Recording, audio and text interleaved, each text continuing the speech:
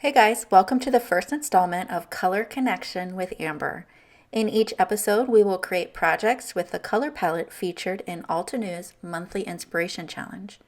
I enjoy experimenting with color, and my hope is to inspire you to use color combinations in different ways. Noreen from our card design team is hosting the inspiration challenge this month.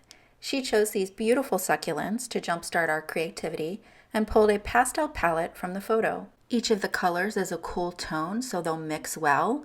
You would want to avoid a yellow-green when mixing it with your purple, as that could turn brown. This palette is just in time for your spring projects, so let's get started. I'm using Build-A-Flower Cattleya today, and this image is perfect for clean and simple cards because of the large arrangement of the blooms. We'll mix up our layer stamping by jumping around with the color families, using Frayed Leaf from Green Fields, Iceberg from Lapis Lazuli family, and Wisteria from Enchanted Garden. Here you can see how the images layer up with a single color family. I will omit the solid layer to keep the blooms mostly white. For my other card, I'll be using Potted Plants stamp set and the metallic 14 pan watercolor set. And you can see that I've already taken out the colors that I'm going to use. There isn't a color similar to Frayed Leaf, so I'm going to alter the palette slightly by using Aquamarine for the green, Topaz for the blue, and Amethyst for the purple. There's so many great options with the potted plants. I'm going to use the snake plant for a variegated look. So I wanted to watercolor these images, but I needed the outline. And so what I'm going to do is add watercolor directly to the stamp. I have it in my mini Misty here. And this is the aquamarine color. I'm just taking it straight out of the pan. I've rehydrated the pan with just a drop of water. And then I'm just going to hold that on the paper so that the paint has a chance to soak in just a little bit. And then I'll take some of the amethyst paint. I've watered it down in a small palette here, and I'm taking that directly to the paper. And this is just watercolor paper that I have in the Misty. And that didn't look as loose as I wanted it to look, so I'm going to take the aquamarine paint back to the stamp. I'll stamp that over, and then I'm going to do the same thing with the amethyst. I'm going to bring touches of amethyst to the stamp just so that I get a more organic pattern. When I took the paintbrush, and that's a number 4 round brush, when I took the paintbrush directly to the stamp, it didn't look as organic to me. So this adds more of an organic feel, and the purple is adding shadows to those leaves and variation in color so that it looks like a variegated leaf. Here I've inked up only the bottom of the plant, so the rim that goes behind the stamps, I just didn't ink that up. And what I did was just the 2 small edges and brought that directly to the pan, to the plant, so that I didn't have to mask the image. Here I'm taking the amethyst directly to the paper, and this was a wet on dry technique. The paper was dry, the paintbrush is wet, and I'm not using very much water at all. I've rehydrated the watercolors in the pan, but my brush is fairly dry. And so I'm just building up the color here, trying to add a little bit of dimension and round appearance to the pot. So I'm keeping the center more highlighted and then darkening the edges. And I'll just keep building up the color until I'm happy with the look. So I'm going to add, of course, we need to add in our blue so that we have all the colors for our palette. And I'm going to add blue around the rim. I was thinking I would have just a blue rim, but I didn't like how that looked. So we're going to start mixing our colors here. So on the top for the leaves, we have the aquamarine and amethyst. And for the pot, we'll have the topaz and amethyst so that it's a color blend in each area. I didn't let any of the paint dry in between layers, so it moved from a wet on dry technique to a wet on wet technique since there was already pigments and water on the paper. And I just build up to the color until I'm happy. And then moving on to the sentiment, I chose a sentiment from the same stamp set. I've stamped it in Obsidian Black Pigment ink. Both cards today will be 1 layer and clean and simple. So all I'm going to do is add very fine splatter with the paint that's in my pan to this card, and then I'll also add a shadow. So right here I had intended to put clean clear water there to drop in a shadow, but my paintbrush was dirty, so I just went with it and we made our shadow that way. And I kind of just left it alone because it was fortunately really diluted on my brush. So here you can see the fine splatter that was added, and look how beautifully the metallic paints shimmer. I absolutely love how this turned out.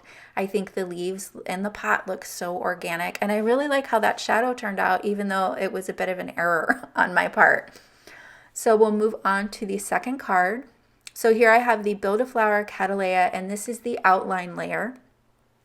I'm going to stamp this in black. Now you could definitely do this with a lighter ink. You could do this in like a gray, and that might look nice. For me, I don't use pastel color palettes very often. I'm more of a bold color type of person. So when I saw the colors for this, I was like, oh, okay, we're starting off with a challenge here. It definitely pulls me out of my comfort zone to use more of a pastel palette, which is perfect because I think we tend to be more creative when we're out of our comfort zone. So I'm going to start with this A2 layer. So I'm skipping the solid stamps completely because I want the majority of these blooms to stay white. I want to have a lot of white space on this card, similar to our last card. So this is, we're skipping the solid stamps, we're moving to the first detail layer. Altenew does such a great job with their layer stamps of giving you the full outline of some of the flowers so that it's easy to line up. So what you can see is me lining up the edges with the black lines of the stamps. And I'll do that with the other A2 stamp up top so that you want to just shift your stamp around just a little bit like you see that I'm doing, and you will see those edges just kind of lock into place. And then you know you have it right where you need it to be. I'll get that back into the corner of my MISTI, and then I'm going to, so I have my frayed leaf, my iceberg, and my wisteria. I'm going to do the A2 layer with iceberg, and then I'll do my second layer with wisteria. So that will be the color layered over the blue, and then of course the green, we're going to use that for the leaves and the bud. So we'll just get this stamped down. Make sure that you condition your stamps by either rubbing your palm over it. If your stamps look very shiny, then they're not conditioned well enough. You want the top of your stamp to look a little bit cloudy. It's going to take the ink better that way so that it doesn't beat up. So I just either rub my palm over it, or you could also do like just a white eraser. You could rub it lightly over the top. So here I have the A3 layer with wisteria, and I actually stamp it a couple times with the wisteria just to darken it up. I want to make sure that we can see that other color.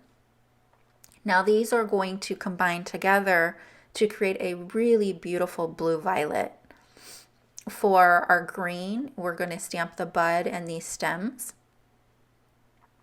So we've got that there, and then there's another stem on the bottom that also lines up really easily. There are two very small stamps for the centers, and I find with stamps that small, it's much easier to just throw them on a block and stamp them that way versus trying to get them lined up on a MISTI. It's just easier that way. So I'm just using a small block, and this block is from Altenew. They have a really versatile block set if you want to check that out. And then I've chosen a sentiment from the set, and I love the font on this sentiment.